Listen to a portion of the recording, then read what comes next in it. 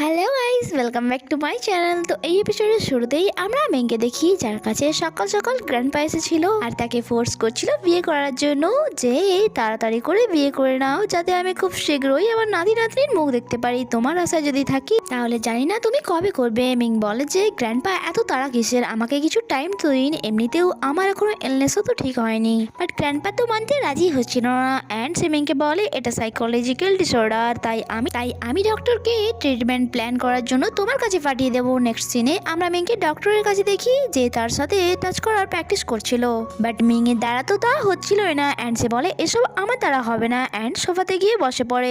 আর নিয়ান যখন সেখানে আসে তাদেরকে এইরকম অবস্থায় দেখে গিয়ে জিজ্ঞাসা করে এখানে কি হচ্ছে। ডক্টর নিয়ানকে দেখে বলে মিস্টার মিং এর পোস্ট ট্রমাটিক স্ট্রেস ডিসঅর্ডার আছে, আপনি মিস নিয়ানই তো যার সাথে মিস্টার মিং এর খুব শীঘ্রই বিয়ে হতে চলেছে। নিয়ানও ইয়েস বলে, যা শুনে ডক্টর মিংকে বলে আপনি কিছুক্ষণের জন্য এখান থেকে যান, কারণ মিস নিয়ানের সাথে আমার কিছু কথা আছে। আর যা শুনে মিং সেখান দিয়ে চলে তো যাচ্ছিল, বাট তার অনেক বেশি অদ্ভুত লাগছিল যে আমার বাসা আর আমাকে এখান থেকে যেতে বলছে। সে চেষ্টা তো অনেক করে যে সেখানে থেকে তাদের কথা শুনবে, বাট শেষমেশ তাকে সেখান থেকে যেতেই হয়। আর সে চলে যাওয়ার পর ডক্টর নিয়ানকে বলে আপনি সেই একমাত্র পার্সন যে মিস্টার মিং এর এই প্রবলেমটি সলভ করতে পারে, কারণ খুব তাড়াতাড়ি আপনি তার ওয়াইফ হতে চলেছেন, তাই খুব তাড়াতাড়ি সে আপনার কাছে ফ্যামিলিয়ার হয়ে যাবে। তাই যদি আপনি তার এই ডিসঅর্ডারটি ঠিক করতে চান তাহলে বেশিরভাগ টাইম আপনাকে তার ফিজিক্যাল টাচে থাকতে হবে।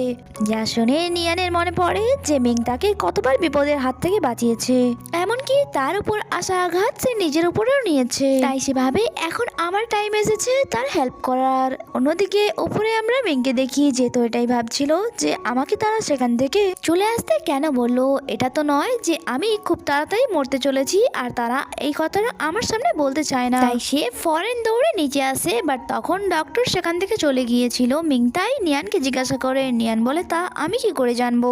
মিং বলে যে সে তো এখনো আমার ট্রিটমেন্টও শুরু করলো না আর চলে গেল এখান থেকে, তার মানে তো এটাই হলো যে আমি খুব তাড়াতাড়ি মরতে চলেছি। এটা বলে সে কান্নাকাটি শুরু করে দেয় যে এখন তো আমার বিয়ে হলো না, নাই আমি আমার বেবির ফেস দেখলাম, এত তাড়াতাড়ি আমাকে এই পৃথিবী থেকে চলে যেতে হবে। তার এরকম বিহেভিয়ার দেখে নিয়ান তো প্রথমে তাকে সুইটলি বোঝানোর চেষ্টা করে, বাট সে বুঝতেই চায় না, তাই সে অনেক বেশি রেগে যায় আর বলে কান্নাকাটি বন্ধ করো।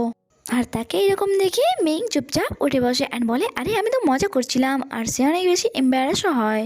তারপর নিয়ান ধীরে ধীরে তার ক্লোজ হতে থাকে আর তাকে দেখে মিংও অবাক ছিল, বাট নিয়ান এমনটা করছিল কারণ ডক্টরই বলেছিল তাকে বেশিরভাগ টাইম ফিজিক্যাল টাচে থাকতে হবে মিং ভাবছিল হঠাৎই তার কি হয়ে গেল, আর তার মনে হয় যে নিয়ান তাকে কিস করবে, বাট নিয়ান বলেছে এতটা দূরত্ব কি ঠিক আছে। যা শুনে মিং বলে মানে তুমি তো বলেছিলে না তোমার থেকে কিছুটা দূরত্ব বজায় রাখতে, অ্যাকচুয়ালি ডক্টর আমাকে বলেছে তোমার যদি এই ফোবিয়াটি ঠিক করতে হয় তাহলে আমাকে তোমার ফিজিক্যাল কন্টাক্টে থাকতে হবে। যা শুনে মিং বলে আমি তো ভাবছিলাম, বাট সে এর আগে কিছুই বলে না আর লজ্জা পেয়ে ওপরে চলে যায়। তারপর আমরা নেক্সট মর্নিং এর সিন দেখি যেখানে তারা ব্রেকফাস্ট করছিল, বাট নিয়ান তো অনেক বেশি রেগেছিল অ্যান্ড তাকে বলে আমি কাল রাত থেকে একটি কোশ্চেন করে যাচ্ছি, বাট তার তুমি এখনো অ্যান্সার দাওনি, তুমি কি এই ট্রিটমেন্টটি করতে চাও। মিং অনেক বেশি ভয় পেয়ে যায় অ্যান্ড বলে ইয়েস আমি এই ট্রিটমেন্টটি করতে চাই, এটাতে আমার কোনো প্রবলেম নেই। নিয়ান বলে ঠিক আছে তাহলে আজ থেকে আমিও তোমার সাথে অফিসে যাব, জাস্ট ওয়েট আমি এখনই চেঞ্জ করে আসছি। নেক্সট সিনে আমরা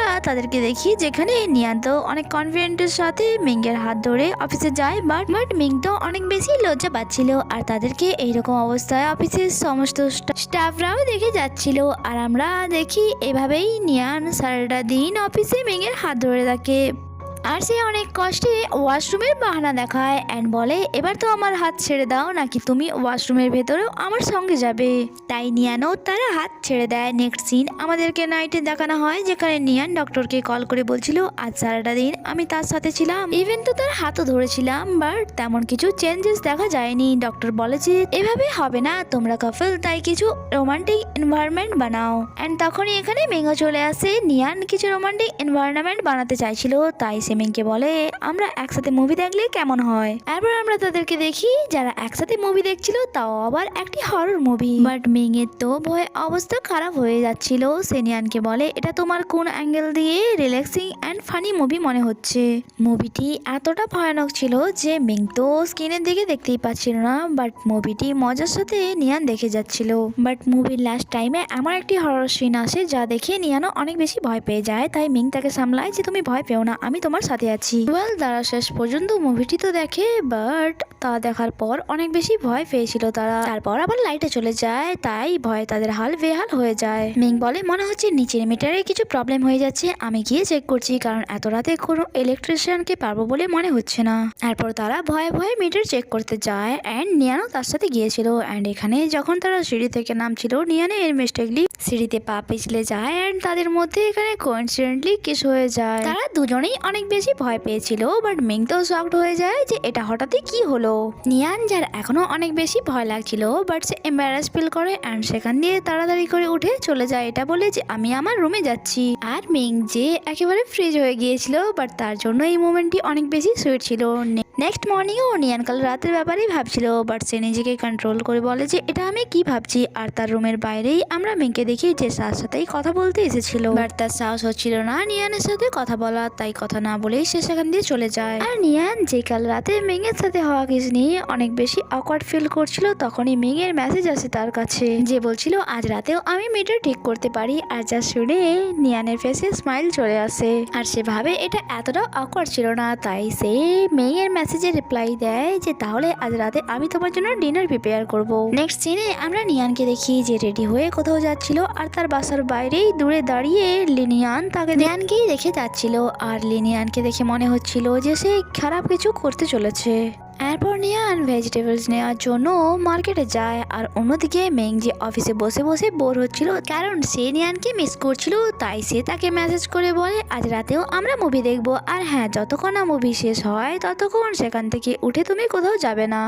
এভাবেই তার দুজনের মধ্যে কথা চলতে থাকে আর মেঙের টাইম পাস হয়ে যায়। নেক্সট সিনে আমরা দেখি নিয়ান বাসায় ফেরার জন্য ট্যাক্সি বুক করেছিল, আর যখন সেখানে ট্যাক্সি আসে নিয়ান তাতে বসতে যায়, বাট এখানে তাকে কেউ কিডন্যাপ করে নেয়। অন্যদিকে আমরা মেংকে দেখি যে অফিসের অফ টাইমে জুয়েলারি শপে আসে নিয়ানের জন্য রিং নিতে, কারণ সে ভেবে নিয়েছিল সে আজ নিয়ানকে প্রপোজ করবে। তখনই কোনো আননোন নাম্বার থেকে তার কাছে কল আসে, যে আর কলে থাকা পার্সন তাকে জানায় যদি তুমি নিয়ানকে জীবিত দেখতে চাও তাহলে আমার বলা অ্যাড্রেসে আসো। যা শুনে তো মিং অনেক বেশি ঘাবড়ে যায় অ্যান্ড রিং হাতে নিয়ে দৌড়তে শুরু করে। আর এখানে এই এপিসোডটি শেষ হয়। নিয়ানকে কে কিডন্যাপ করলো আর কেনই বা করলো, মিংকে নিয়ানের সামনে তার ফিলিংস কনভিন্স করতে পারবে, এইসব আমরা জানবো পরে এপিসোডে। ততক্ষণের জন্য স্টে কানেক্টেড, বাই বাই।